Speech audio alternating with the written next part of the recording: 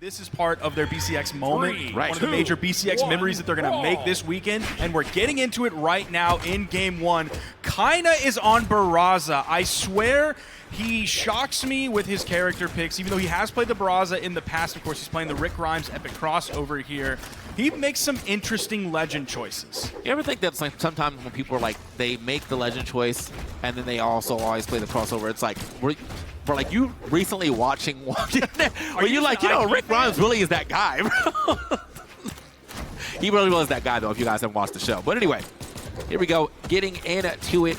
As you said, you know, there's going to be a hard-fought battle here for the blue team as they are playing against Lores and Kyna, who we are expecting to, wow, a double team, almost synchronous KO. And right that's there. like, that's what we know from Lores and Kyna is like Kyna was coming up and Lores was doing pretty well, and we were like, okay, Lores is just like Kyna Jr. He's like, we have Kyna at home, but like not derogatory, in a good way. Okay. Right? And then all of a sudden, like, Lores just became one of the best players in the entire world, and it's like he can go toe-to-toe with Kyna in the 1v1 queue, and then of course when we get to 2s, they are such a fearsome team. Nice side signature from the level 100 Azoth.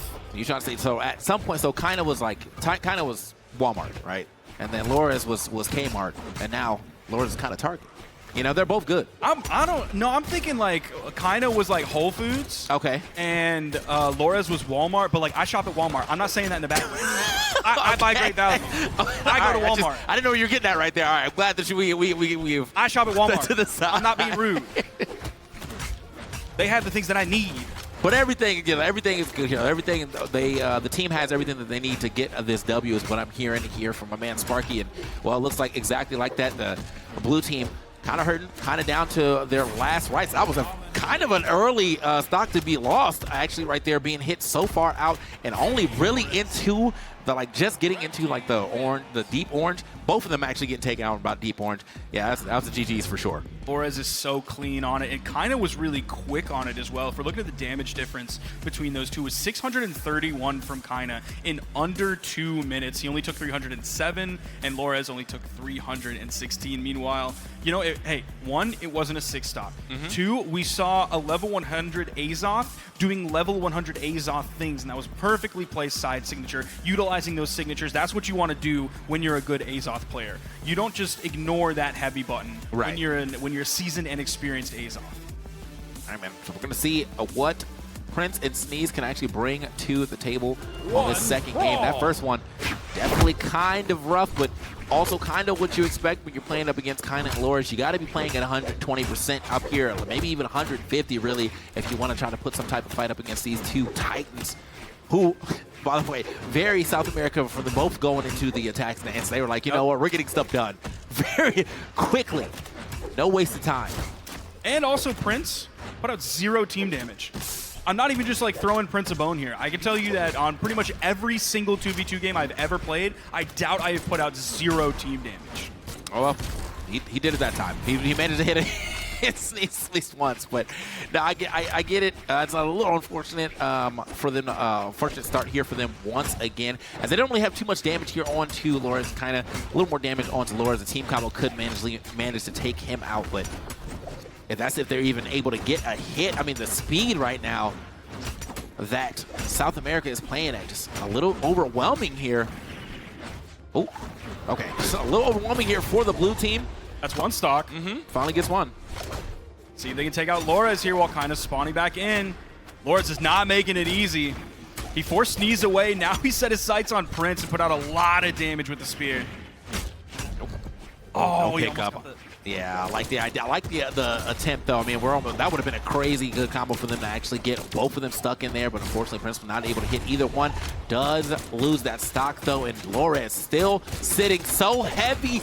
Oh my gosh, he almost ended up finishing that with Lores. He started off like all the way deep on the right side because he got hit by Kyna, and then all of a sudden he's able to make it back, utilizing the high speed that Kaya has to get over and do a team combo far on the left side of this stage. Man, and, you know, I was asking for some team combos. That would have been great for him to actually finish that one off. Dude, Speaking of, sends him back up. That was a great one. The ground, or the recovery all the way to the top. Didn't even have to get the last hit. I think he just carried him over and was like, here's the blast zone.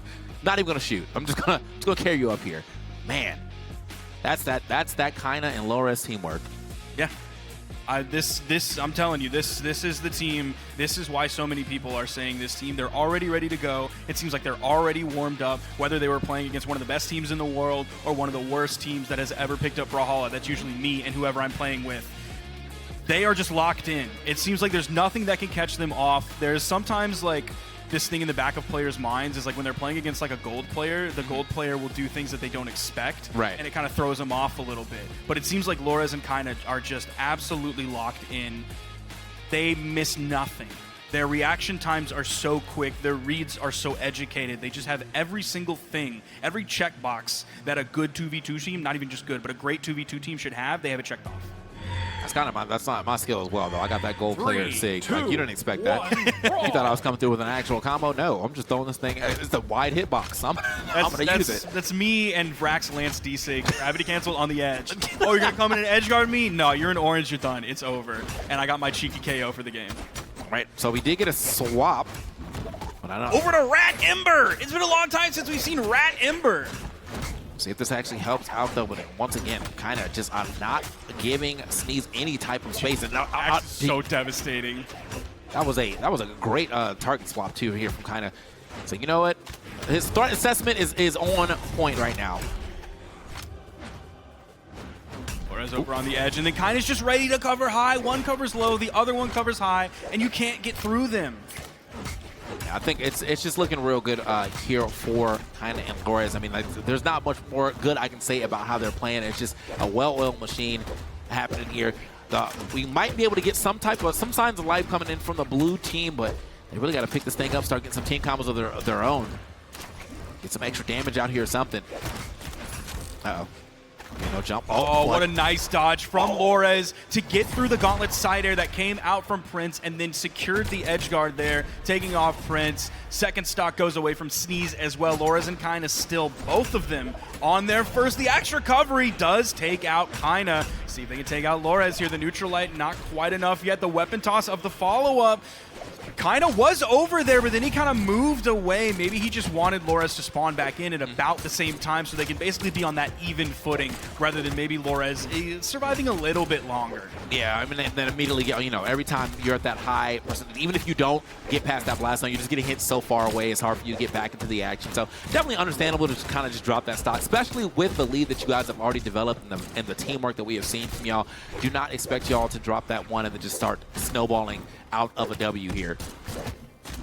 Prince was able to get back on the stage. Sneeze did a great job relieving some of that pressure so the gauntlet side airs can come through. Oh. No issue. Kyna does pick up the axe. Got to be so careful of that. Dipping down to not get hit by the D-Sig, but Lores ended up actually hitting Kyna with a little bit of team damage, but the turnaround neutralite almost got the follow-up there, but didn't even need it. Kyna with the axe neutralite gets the KO, and that is a very swift 3-0 for Lores and Kyna. They will be moving on to, let's see, they will be moving on to the winner semifinals of their pool. So their next set will be a qualifier to move out of pools on the winner's side. I mean, look, we were expecting them to play, you know, with that type of ferocity, and well, yeah, that's what we got. I mean, absolute domination there from